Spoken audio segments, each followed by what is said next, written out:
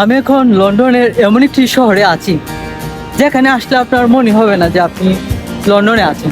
আপনার মনে হবে যেন আপনি বাংলাদেশের কোনো একটি শহরে আছেন। সো কেন আমি এই কথা বলছি, পুরো ভিডিওটি দেখলে অবশ্যই আমার বিশ্বাস আপনারা আমার সাথে একমত হবেন। তো চলুন ভিডিওটি শুরু করি।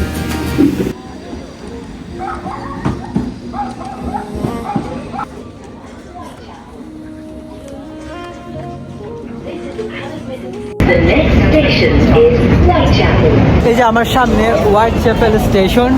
এই স্টেশনে এক পাশে ইংরেজিতে এবং অন্য পাশে বাংলায় লেখা আছে হোয়াইট চ্যাপেল, যেটা লন্ডনের মধ্যে বাংলায় সাইনবোর্ডে লেখা হোয়াইট চ্যাপেল।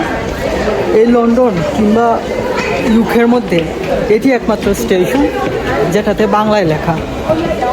এছাড়াও আরেকটি স্টেশন আছে সাউথ হলে, যেখানে পাঞ্জাবিতে লেখা সাউথ হল। সো এজ এ বাঙালি হিসেবে সত্যি আমি একটু প্রাউড ফিল করতেছি যে যারা এখানে অনেক আগে আসছিল তারা একটা ভালো পজিশন তৈরি করতে পারছে, যার ফলে এই যে আমরা এখানে একটা মসজিদ পাইছি, তারপর একটা স্টেশনে বাংলাতে লেখা।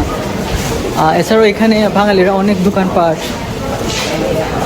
ব্যবসা প্রতিষ্ঠান দিয়েছে, যেগুলোতে সাইনবোর্ডে ওরা বাংলাতে লিখেছে। সো ওভারঅল এখানে আসলে আপনার মনে হবে না যে আপনি লন্ডন আছেন, স্পেশালি মনে হবে যেন আপনি সিলেটে আছেন, কারণ সিলেটের অনেক রেস্টুরেন্ট শপের নামে এখানে অনেক দোকানপাট করা হয়েছে।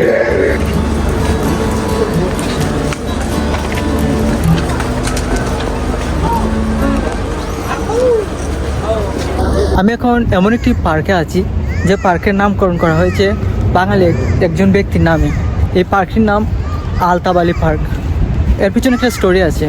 আলতাফ আলী নামে একজন ব্যক্তি, ব্রিটিশ বাংলাদেশি বংশোদ্ভূত, উনি একদিন কাজ থেকে ফিরছিলেন। তো কাজ থেকে ফেরার পথে বর্ণবাদীদের শিকার হয়ে উনি এখানে মৃত্যুবরণ করেন, আর উনার স্মরণেই মূলত নামকরণ করা হয়েছে। আর এই পার্কে আরেকটি স্পেশাল একটি স্তম্ভ আছে, যেটি বাঙালিদের গর্বের স্তম্ভ, শহীদ মিনার। সো আমার সামনে আছে, আপনাদেরকে দেখাচ্ছি।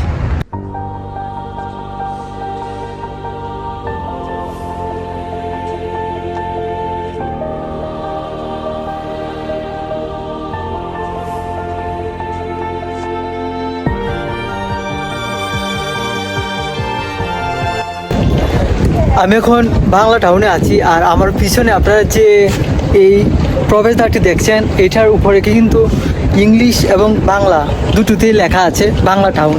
সো খুব ইন্টারেস্টিং লাগছে যে অন্য একটি দেশে এসে আমি আমার দেশের ভাষায় সাইনবোর্ড দেখতে পাচ্ছি। So really I feel proud. এই হোয়াইট চ্যাপেলে প্রায় 40% মানুষই বাংলাদেশি, স্পেশালি সিলেটিরা এখানে বেশি থাকে।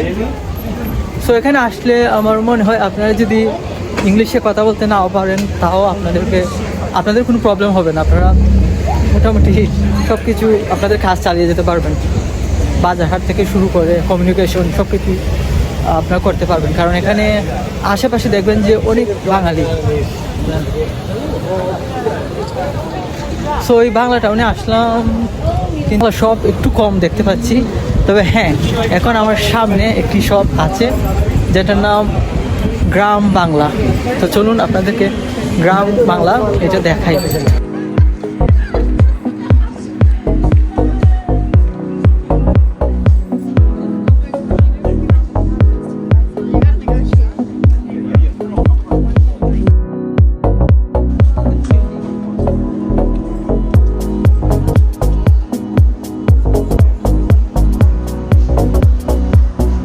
আমি আরেকটা বাঙালি শপ পেয়েছি। এই যে আমার পিছনে যেটি দেখতে পাচ্ছেন, এটি রাজমোহন সুইটস। সো চলুন এখানে মিষ্টি খাই, আমার অনেকদিন ধরে মিষ্টি খাওয়ার খুব ইচ্ছা। এখানে বিভিন্ন ধরনের মিষ্টি আছে।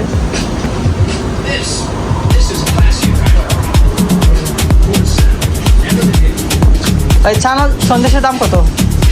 চানা sandesh per piece 150 KG each, or yeah, per piece 1.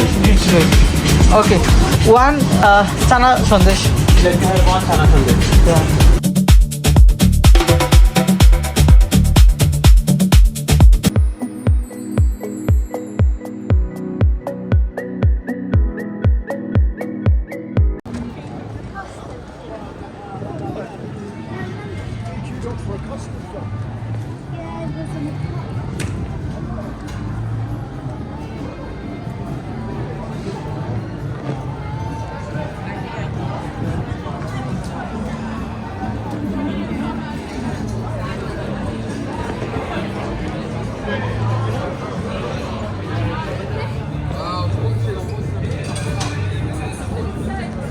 আজকে শনিবার, তাই উইকেন্ড, আর উইকেন্ডে প্রতিটি জায়গাতে মানে প্রচুর মানুষের ভিড় হয়। সবাই একটি পার্টি ভাইবে থাকে। প্রায় এক সপ্তাহ পর ওরা কিছু এনজয় করার সুযোগ পায়। এই যে আমার বাম পাশে যেটা দেখতে পাচ্ছেন দেখি পাহাড়, আর এখানে প্রায় মানে প্রত্যেকটা টেবিলে খানায় খানায় পরিপূর্ণ। আর হাতের ডান দিকে মেবি ক্লাব, এই যে চারদিকে একটা পার্টি ভাইব পাচ্ছেন।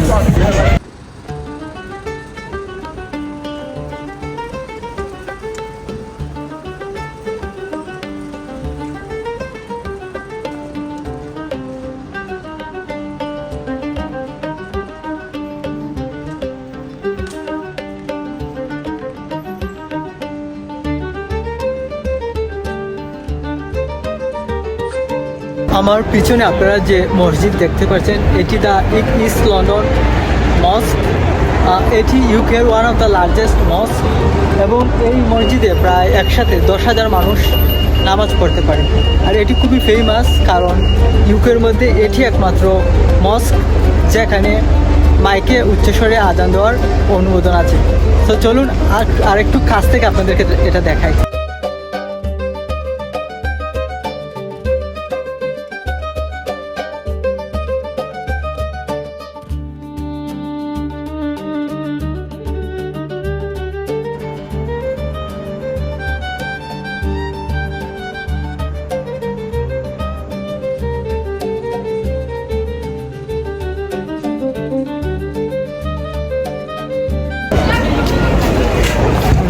আমার পিছনে পাঁচবা এবং পঞ্চখানা রেস্টুরেন্ট।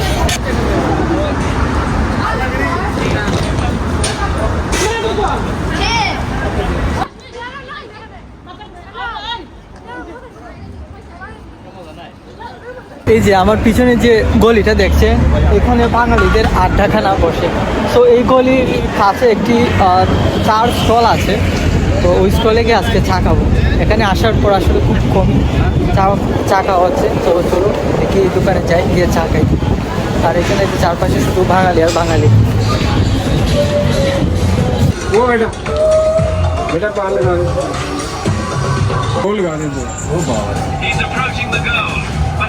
ভাই 2টা সিঙ্গারা আর একটা রং চা।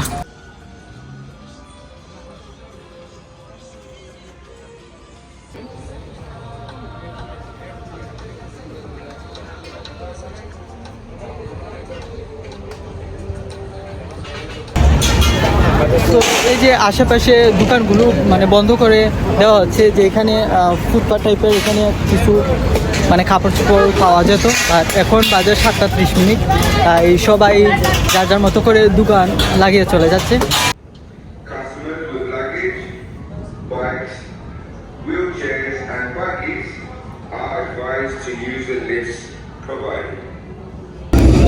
ভিডিওটি কেমন লাগলো অবশ্যই কমেন্ট সেকশনে কমেন্ট করে জানাবেন।